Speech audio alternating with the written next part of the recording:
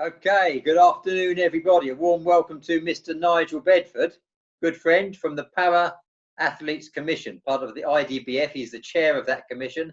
That's an area of dragon boating you're going to be hearing increasingly more about. So right off the bat, part of our new feature, part of Future Water, fast, fun-filled, crack-filled, 15 minutes interview exchange. Here we go.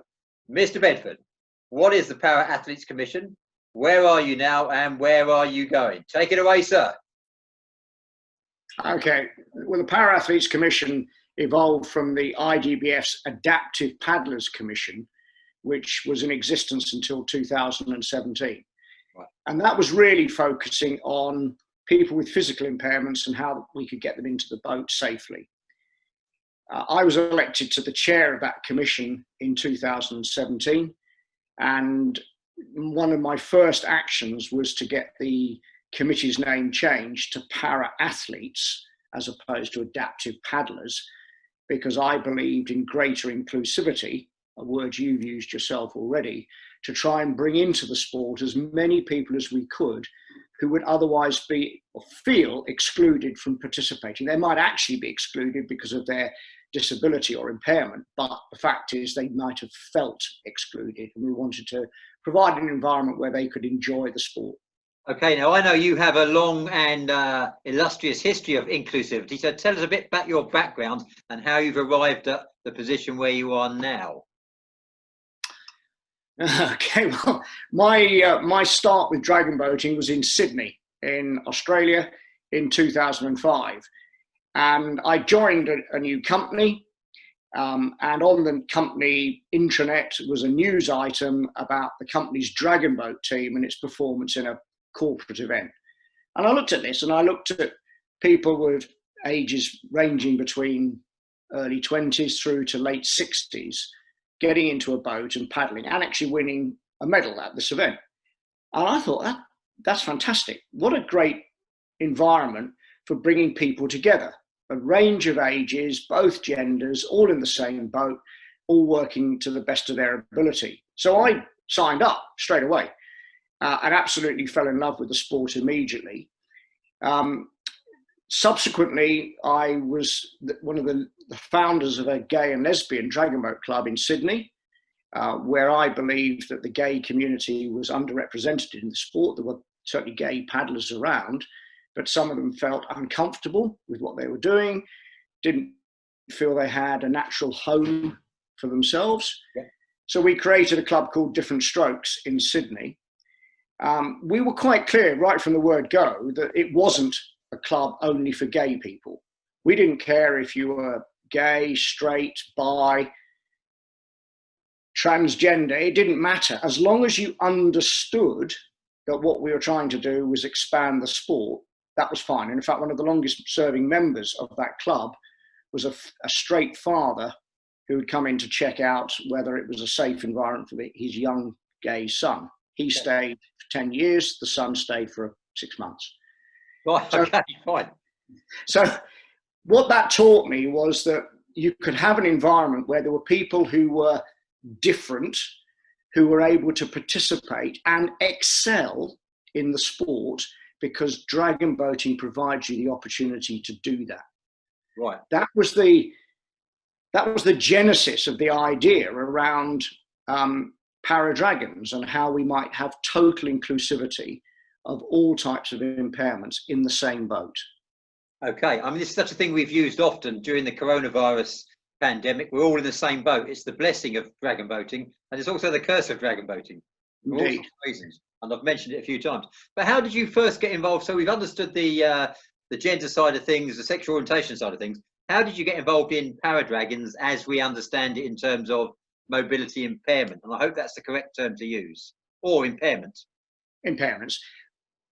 I was with the GB Senior A national team in Welland in Canada for the World Nations Championships in 2015.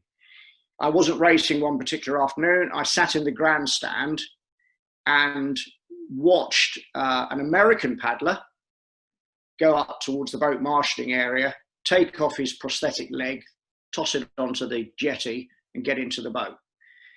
And then I turned to my neighbour, who I didn't know, from a bar of soap, got talking to him. He was from an American club, talked about this American paddler, and it turned out that this chap was with a club that raised money for the American equivalent of Help for Heroes, right. A charity supporting injured veterans, military veterans. So we got chatting, and he and I got more and more engaged with this and said, well, why aren't there impaired paddlers paddling? Why are we, we just have a category for racers, but we don't have a category for impaired racers. And we vowed there and then that we would both form teams of impaired veterans to compete against each other. And I went back to the UK and started Purple Warriors, right.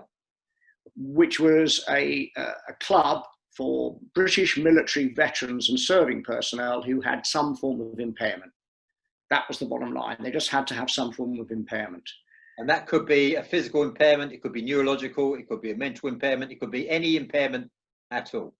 Yeah. Because this brings me on to, having worked a bit on the Paralympics, albeit from the police point of view and the security point of view, how do you classify impairment? I know this is a very complex subject, but how do you even start?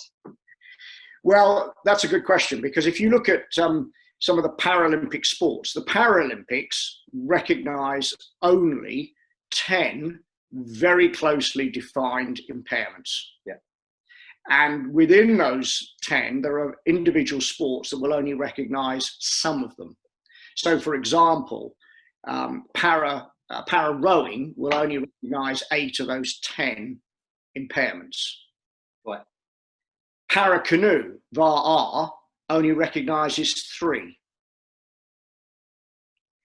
But right. none of the sports recognise that there are a number of other impairments out there that significantly affect the way in which you can deliver power to your blade, move the boat forward, and those people are excluded. So this Paralympic sport has become a bit elitist and a bit exclusive, and people who don't fit into one of their highly defined categories are excluded from the sport altogether.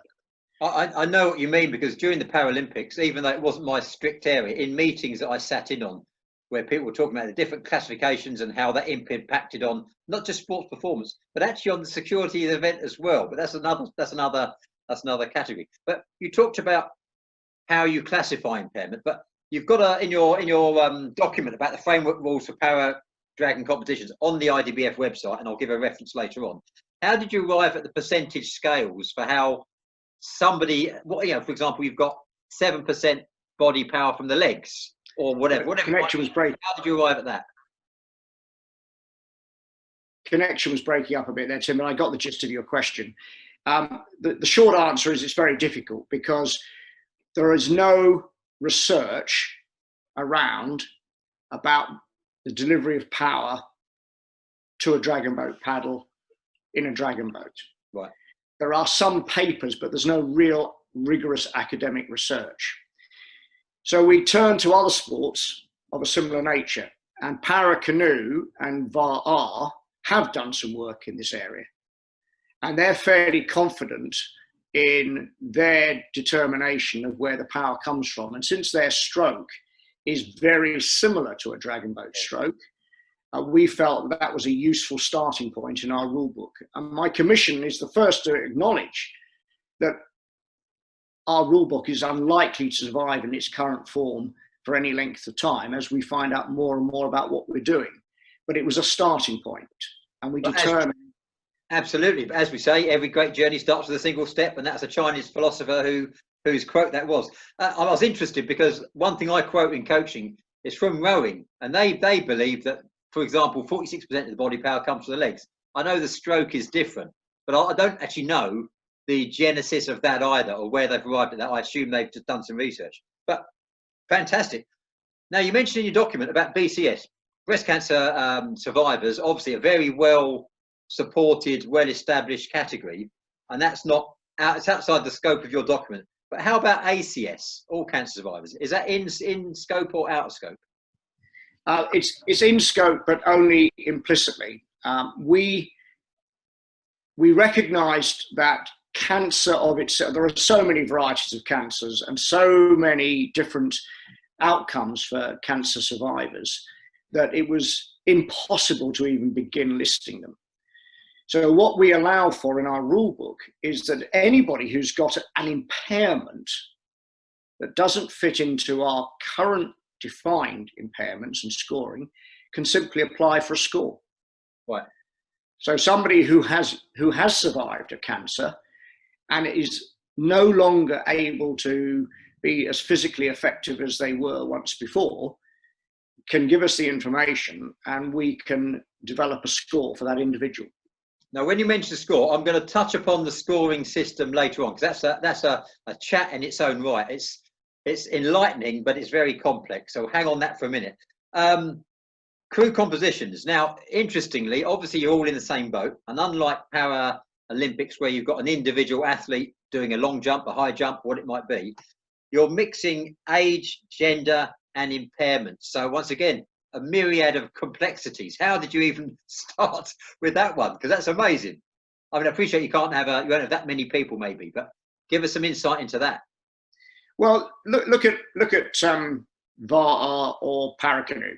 Yeah. Both of those paddling sports involve only one person. Yes. They don't do a K2 or anything similar to that. It's a singleton. Yeah. You go into rowing, para rowing is only a maximum of 4. Right. Oh, I didn't know that. Okay. We've got 20. Absolutely. And it is very unlikely that you're ever going to get 20 people who are all suffering from exactly the same impairment. Yes, indeed. I'm up. Yes, absolutely. Yeah. So straight away, we had to have a way of allowing somebody who was visually impaired to be competing in the same race as somebody who had lost their right leg. 2 quite different impairments, yeah, but they might both want to race against each other.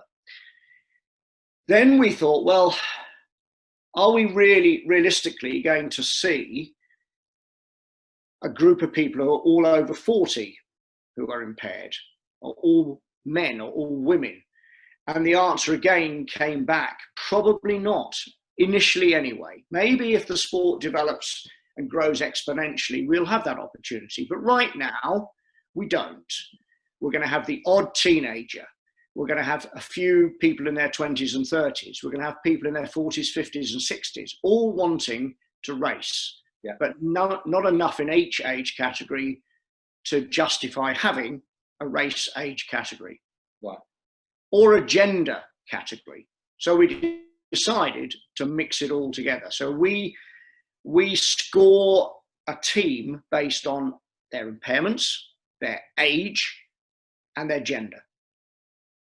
Just a quick one about impairments. We'll cover this later on. When somebody has something like multiple sclerosis, they'll get a score, and we'll deal with this later on. Obviously, that's a degenerative condition.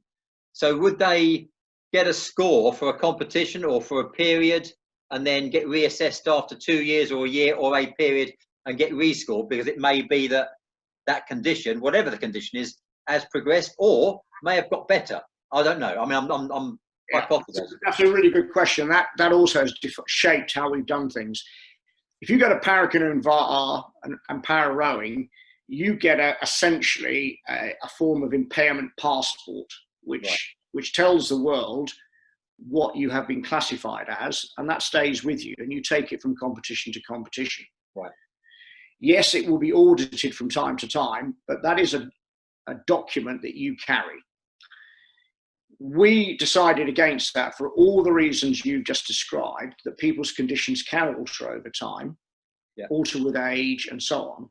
So we decided that it would be, for the moment, it would be done on a competition by competition basis. Right.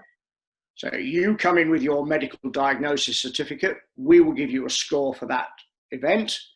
In a year's time, you decide to enter another IDBF event, we will ask for another medical diagnosis certificate, and we will start afresh. We're not going to look back on what we did before. We will just assess you on the information provided in front of us.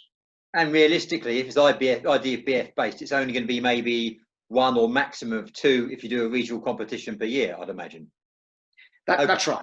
Yeah. One last question for this segment. You mentioned open, and you mentioned there's a phrase here, and I'll quote, positive recognition of females, which is always a welcome.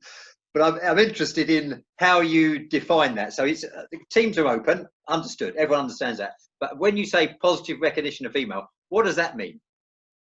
Okay, well, it has, there's an underlying aspect to your question, which I'll return to, which is about gender in its most complex terminology. But we start with just the idea that by and large, men are stronger than women. Okay. This is recognized across virtually every sport where physical prowess is a key factor in performance. That's why in most sports you have women-only categories, men-only categories, and sometimes mixed categories. Right.